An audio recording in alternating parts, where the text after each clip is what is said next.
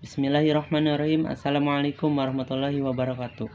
Alhamdulillahirrabbilalamin. Assalatu wassalamu ala asrafil anbiya wal mursalin habibina wa nabiyina Muhammad sallallahu alaihi wasallam wa ala alihi wa sahbihi ajma'in wa man tabi'ahum bi ihsanin ila yaumiddin, amma ba'du. Faqala Allah ta'ala fil Qur'anil Karim, a'udzu billahi minasyaitonir rajim. Wa idz qala rabbuka lil malaikati inni ja'ilun fil ardi khalifah qalu ataj'alu fiha may yufsidu fiha wa yasfikud dima wa nahnu nusabbihu bihamdika wa nuqaddisu lak qala inni a'lamu ma la ta'lamun. Al-ayah. Segala puji serta syukur mari kita panjatkan kepada Allah Subhanahu wa taala yang telah menciptakan manusia, menjadikan manusia sebagai khalifah di muka bumi ini. Salawat serta salam semoga tercurah limpahkan kepada junjungan kita, yakni Habibina wa Nabiyina Muhammad sallallahu alaihi wasallam, dan kepada keluarganya, kepada para sahabatnya, serta kepada kita semua selaku umatnya. Amin ya rabbal alamin. Alhamdulillah, dalam kesempatan ini saya bisa berbagi ilmu, bersharing ilmu dengan kalian. Walaupun ilmu yang saya akan sampaikan sedikit, tapi saya harap dengan ilmu ini bisa bermanfaat dan dengan ilmu ini bisa menjadikan pribadi diri kalian menjadi pribadi yang lebih baik dari sebelumnya. Di sini saya akan membahas tentang kepemimpinan.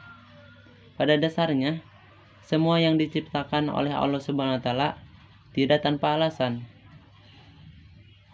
yang berarti semua yang telah Allah ciptakan pasti memiliki maksud dan tujuan tertentu. Mustahil bagi Allah ketika menciptakan sebuah makhluk tapi tidak memiliki tujuan, tidak tahu arahnya mau kemana. Itu mustahil bagi Allah. Seperti halnya manusia. Ketika manusia atau seseorang membuat sesuatu, pasti ia akan memiliki tujuan untuk apa sesuatu ini dibuat, untuk apa ia membuat sesuatu ini. Allah Subhanahu wa taala menciptakan bumi, bulan, matahari, bintang, hewan, tumbuhan, dan lain-lain. Itu memiliki tujuan tertentu yang telah Allah tetapkan. Allah menciptakan matahari diantaranya sebagai penerang planet-planet yang di sekitarnya, dan mungkin bagi tumbuhan matahari sebagai proses fotosintesis, sebagai makanan bagi kehidupannya. Adapun manusia adalah makhluk yang paling sempurna di antara yang lain.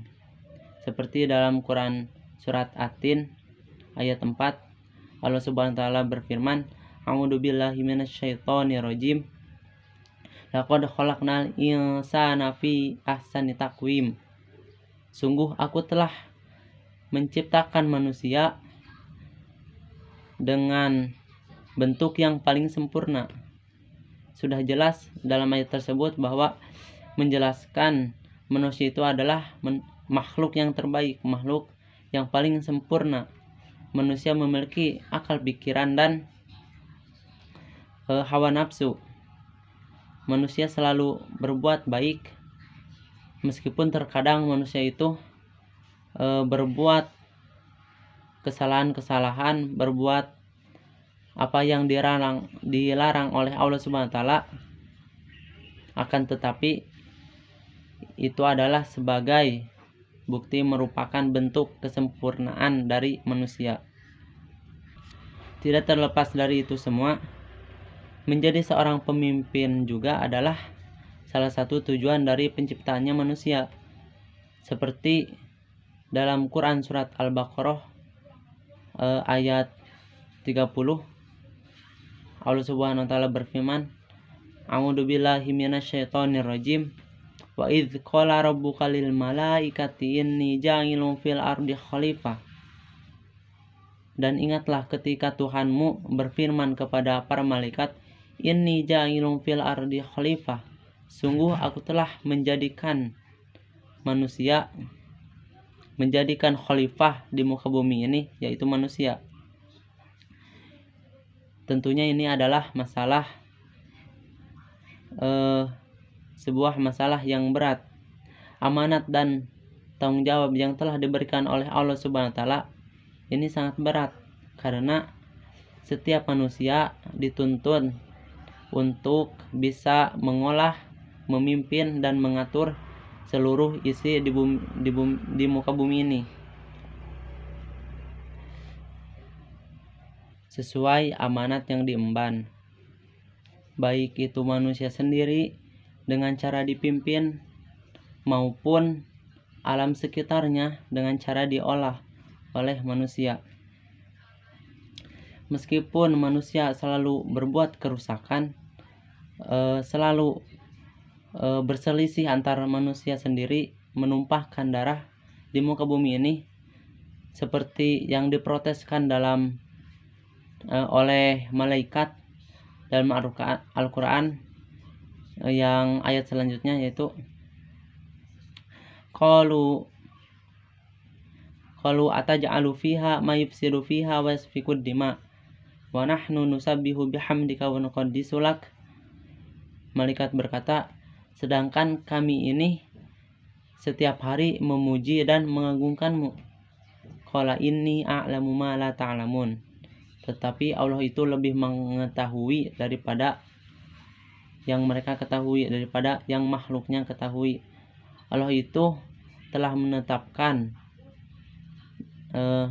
tanpa ada yang mengetahui dari makhluknya satupun.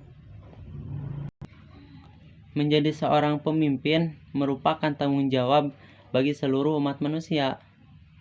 Sesuai dengan sabda Rasulullah SAW, hadis dari Abdullah, Rasulullah SAW bersabda, Kullukum ra'in wa kullukum mas'ulun. Setiap kalian adalah pemimpin dan setiap kalian akan dimintai pertanggungjawaban. Dalam hadis tersebut telah dijelaskan bahwa setiap kalian manusia adalah pemimpin tanpa kecuali. Tidak hanya ketua murid KM, tidak hanya ketua OSIS, tidak hanya ketua dalam organisasi maupun lembaga, tidak hanya Pak Presiden, bahkan tidak hanya seorang suami yang memimpin keluarganya sendiri. Akan tetapi kita semua adalah pemimpin. Seluruh umat manusia adalah pemimpin. Yang pengangguran, yang kuli, rakyat biasa, yang jomblo, ya pokoknya semuanya adalah pemimpin. Dan paling minimal mereka akan memimpin diri mereka sendiri. Mereka memimpin tubuh mereka sendiri. Nanti di yaumil akhir Allah Subhanahu wa taala akan meminta pertanggungjawaban atas perbuatan yang kita lakukan di semasa dunia. Apakah itu dilakukan untuk perbuatan baik atau perbuatan buruk?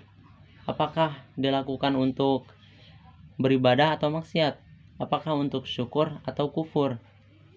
Itu semua terserah kalian ingin dilakukan untuk apa.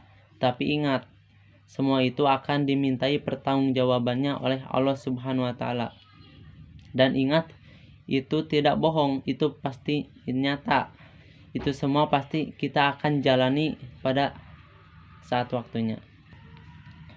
Ada sebuah kisah ketika Rasulullah SAW mengirim surat kepada Raja Romawi dan Persia. Ketika itu Rasulullah SAW mengutus sahabat yang bernama Diyah bin Khalifah Al-Kalbi. Dia mengirim surat kepada Raja Romawi dengan isi surat yang pokoknya, wahai penguasa Heraklius, wahai penguasa Rum, yaitu Raja Heraklius, masuk Islamlah, niscaya engkau akan selamat dan engkau akan diberi pahala oleh Allah Subhanahu wa taala 2 kali lipat. Dan apabila engkau menolak dan enggan masuk Islam, maka engkau akan menanggung dosa rakyatmu sendiri. Dan begitupun kepada Raja Persia, Raja Kisri. Dalam surat tersebut sudah dikatakan bahwa seorang pemimpin apabila mengantarkan bawahannya atau rakyatnya ke jalan kebaikan, maka ia akan mendapatkan pahala pula dalam terhadap kebaikan yang dilakukan oleh rakyatnya tersebut.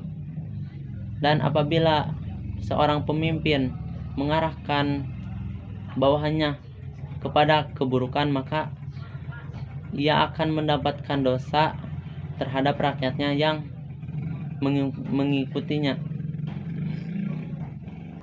Oleh karena itu, kita semua tanpa kecuali harus memiliki jiwa kepemimpinan. Jiwa kepemimpinan karena kita semua adalah pemimpin. Seperti hadis yang sudah saya bacakan tadi, kullukum ra'in wa kullukum mas'ulun.